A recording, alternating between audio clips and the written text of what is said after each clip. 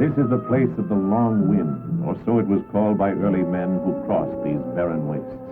An area apparently at the bankrupt end of nature's bounty, a place of incessant sun, wind, and sand, the bed of a lake that rarely has water, an area shunned by men and avoided by most forms of life, a place of largely unexplored potential until fairly recently in man's history. How long ago man may have visited and warily retreated from this hostile environment is not known. The railroad came through the valley in 1856, and the first permanent settlers began to arrive in the following years. But not until around 1910 did any homesteaders venture to the edge of the lake itself. There, on the north edge of the lake, a family named Coram took out a claim and established a well. They found water at only 19 feet, and the growth of their community followed. They called it Muroc, Coram spelled backwards. Mrs. Effie Coram Pelton recalls her place somewhat nostalgically, for Muroc is now the site of Edwards Air Force Base, California. I'm standing on the original homestead. Soon after we settled, others came in and settled around us, and the town of Muroc was formed. We raised White Holland turkeys and Plymouth Rock chicken, and where you see the Edwards hangar was once our alfalfa field. The Army first took a military interest in the lake in 1933. Lieutenant Colonel Hap Arnold was in charge of March Air Base in those days and sent out a detail to place bombing targets on the lake. This was probably the best use for the area that anyone up till then had figured out.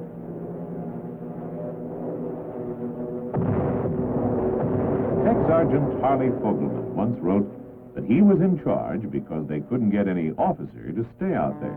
They'd just take one look at the place and take off again without shutting off their engine. Meanwhile, the area of the lake continued to be a favorite location for movies. The desert cavalry and the cowboys and Indians fought countless engagements through the sand and sage. The continuously clear weather, barren location, and proximity to the Los Angeles area, the same qualities that were to later make it valuable to aviation, recommended it to the Hollywood movie makers. In 1937, the entire Army Air Corps, all 200 planes, encamped on the lake for maneuvers and bombing practice. December 7, 1941, the world became aware of the real importance of air power.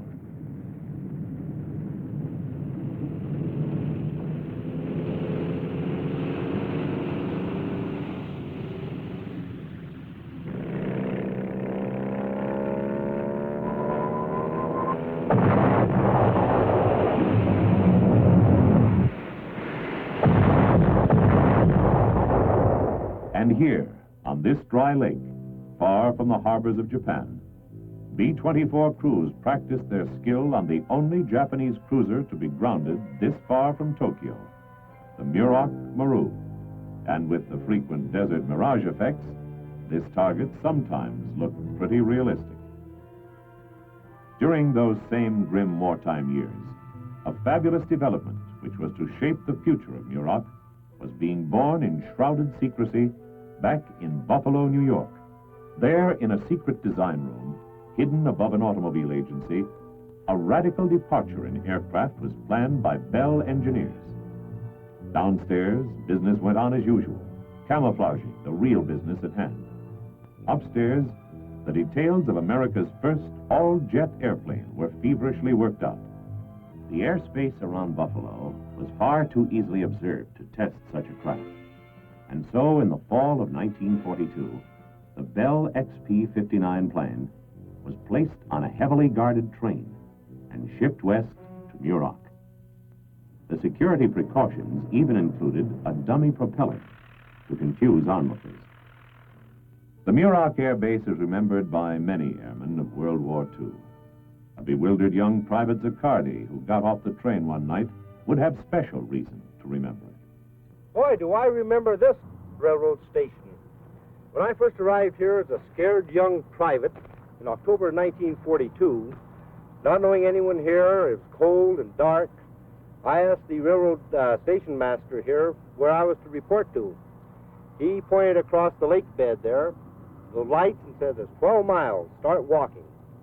So I put my duffel bag on my shoulder and I walked those 12 miles. There, in a secret base at the west end of the dry lake, he became acquainted with the Bell XP-59. He became part of its crew, and there in 1942 witnessed the history-making launch of America's jet-propelled flight.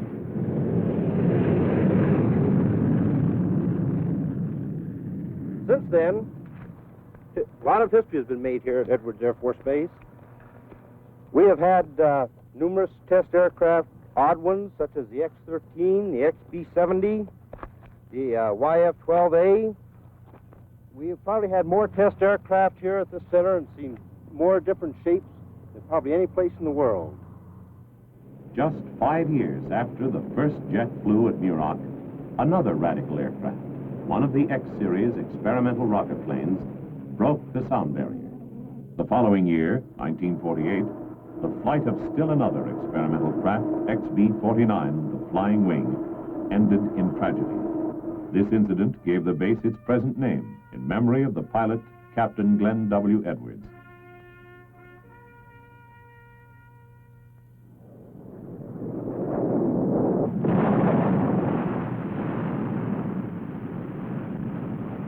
A whole new generation of fighters, bombers, and transport aircraft were tested for the Air Force at Edwards Air Force Base in the years that followed.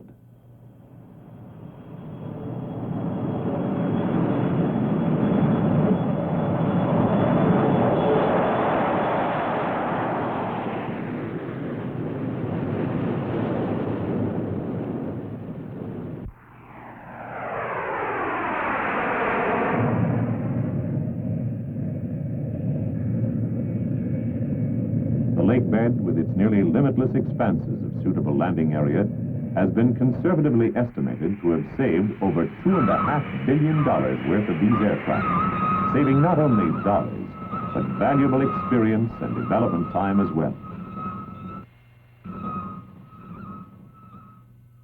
One of the growing group of young pilots who cut his teeth on flight testing, Major Robert L. Stevens, worked on the development of the F-86 and later the F-102. Test director of the YF-12 and SR-71 test programs, Colonel Stevens has seen flight testing grow from a seat-of-the-pants talent into a highly exacting science. In the early days of testing here at Edwards, test pilots like Colonel Joe Rogers and myself got a quick briefing, slipped into our G-suits, went out to the F-102, kicked the tire, lit the fire, and took it up to see what it would do.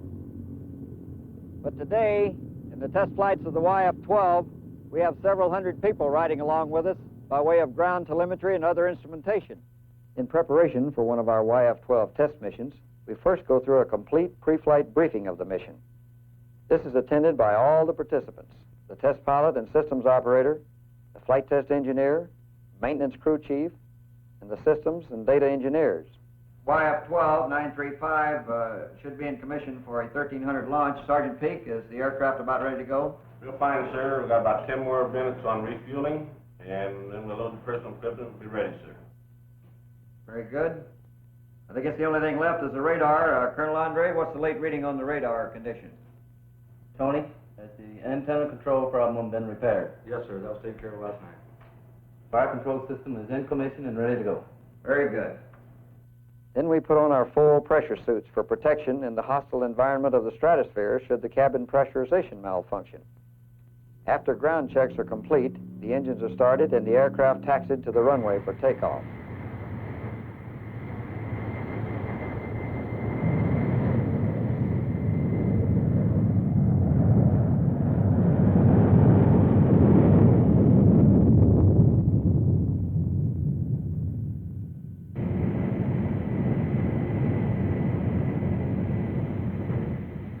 The test mission is flown exactly as briefed, so that it can be monitored by the engineers and technicians with fewer surprises as far as what is about to happen. If, however, some in-flight emergency or unscheduled occurrence does take place, the in-flight and ground data systems will tell the entire story and can be very valuable to supplement the comments by the test pilot on just what occurred.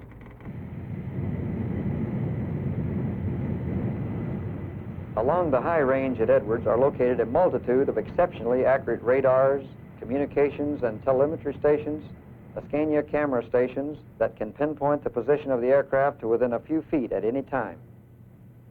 During the flight, lasting about an hour, the YF-12 will cover several states and cruise at speeds of over 2,000 miles per hour and altitudes over 80,000 feet.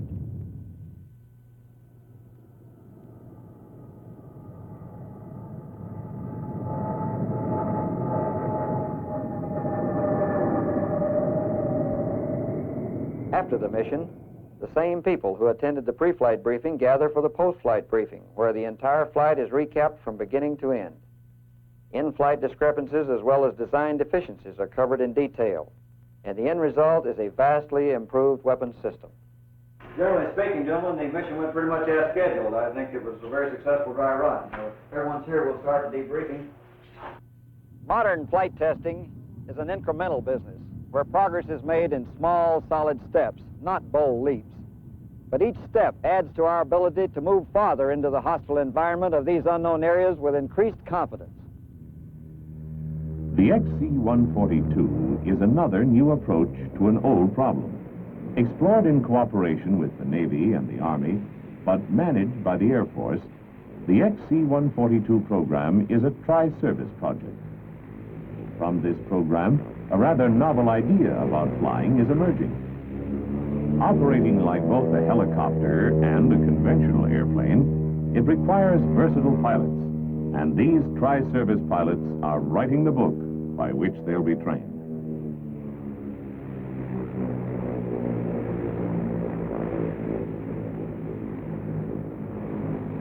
One estimate is that our knowledge of VSTOL flight today is like our knowledge of helicopters in the late 30s, and that similar progress can be expected both for military and commercial applications. Across the lakebed, on a futuristic ridge of rock, the power plants of far more advanced aerospace systems undergo the same kind of careful evaluation at the Air Force Rocket Propulsion Laboratory. One such is the mighty Titan III, which since these tests has proved itself a standardized space launching system, the first large booster to be designated by the Department of Defense strictly for space purposes. On February 12, 1965, a Titan IIIA rocket hurled its third stage into orbit as a flying launch platform and, in a space-age first, executed a series of maneuvers involving 4 orbit changes and 3 satellites. One of its payloads is the Initial Defense Communications Satellite Program, designed to provide the Department of Defense with instantaneous worldwide command and control of its forces. The system is comprised of up to 24 satellites, which Titan IIIC can deploy at the rate of 8 per launch. Now the silent stands of earlier programs stand as mute monuments to progress. Changing needs dictate ever more exotic systems and larger thrusts, and so the roar of power from the Rocket Propulsion Laboratory echoes across 1,000 square miles of desert.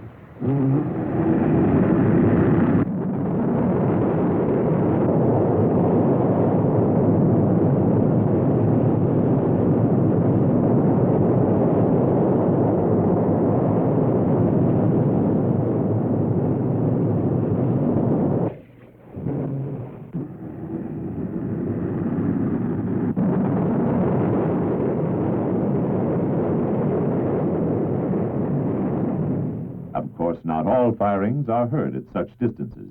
Some rockets are in work, developing as little as 1/10 of a pound of thrust. This is just the right amount of push to maneuver a man or an entire spacecraft a delicate few feet in the vacuum beyond the Earth's atmosphere. Behind any such specific application, however, there is always a foundation of exploratory development.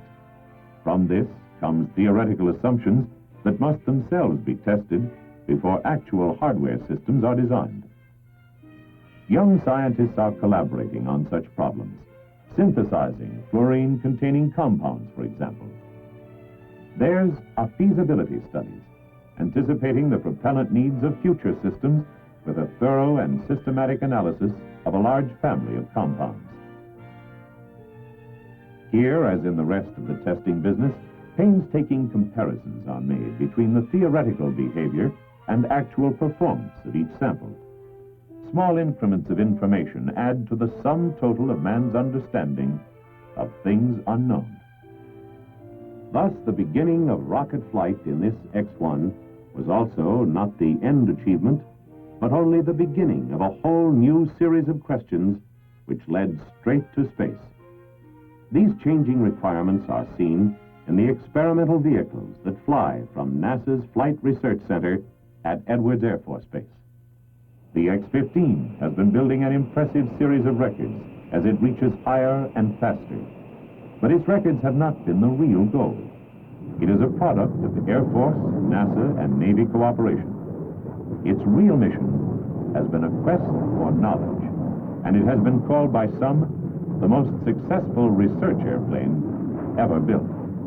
Many of its complicated systems will have application in tomorrow's supersonic and hypersonic aircraft and in spacecraft.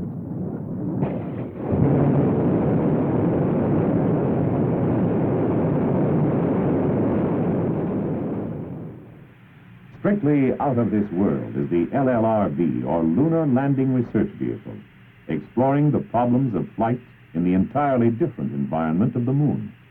The vehicle is maneuvered by 16 small rockets.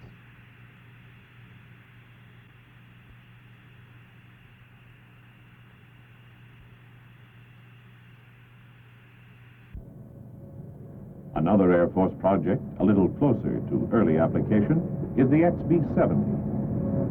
Time and distance throughout the world will be compressed even further when airliners that have grown out of this research plane join the commercial and military air fleets.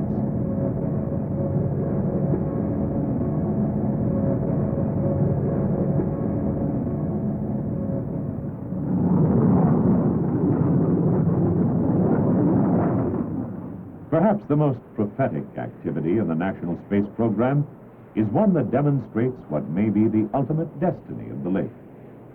Men have long dreamed of exploring space and returning to Earth in pilot-controlled flight, selecting a landing site anywhere within a continent.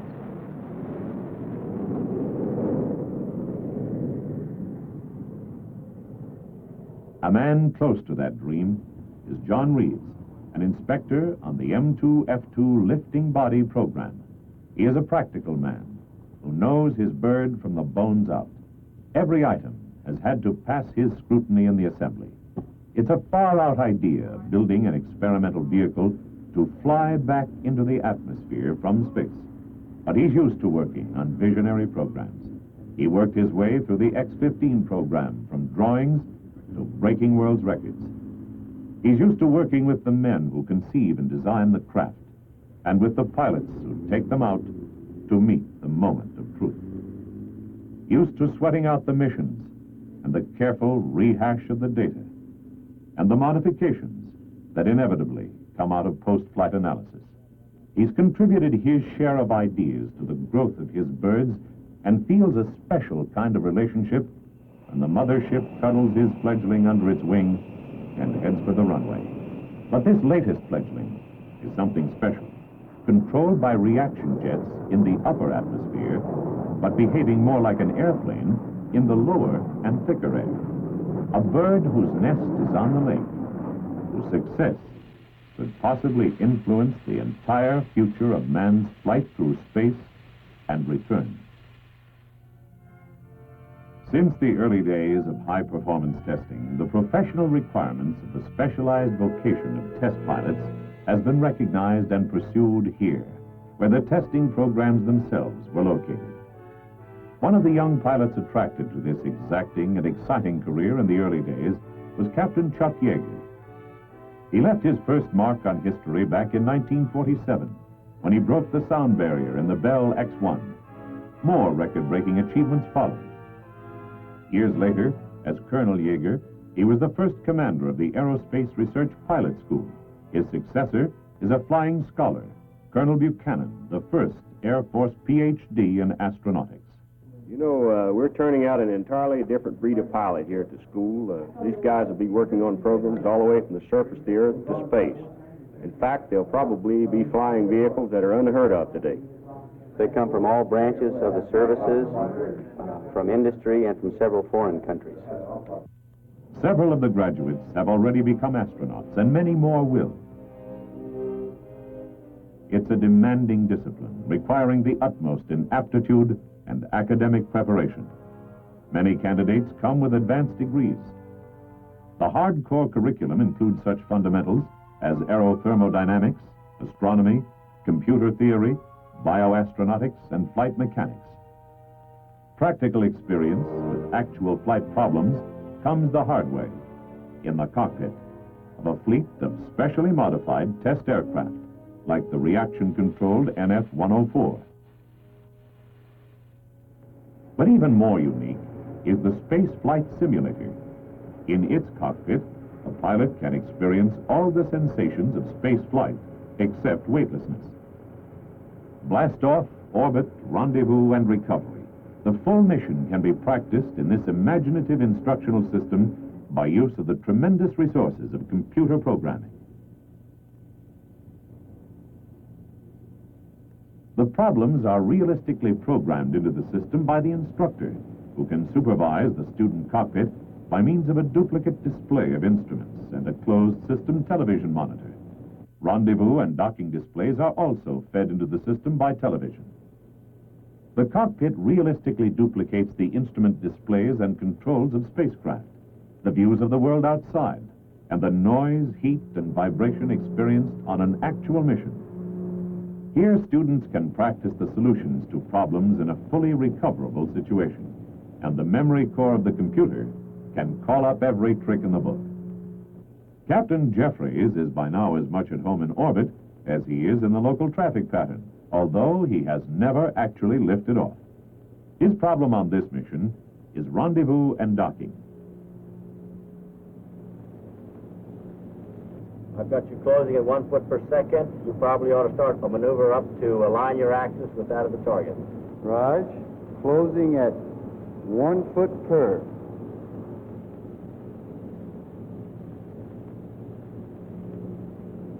At mission's end, recovery techniques can be practiced.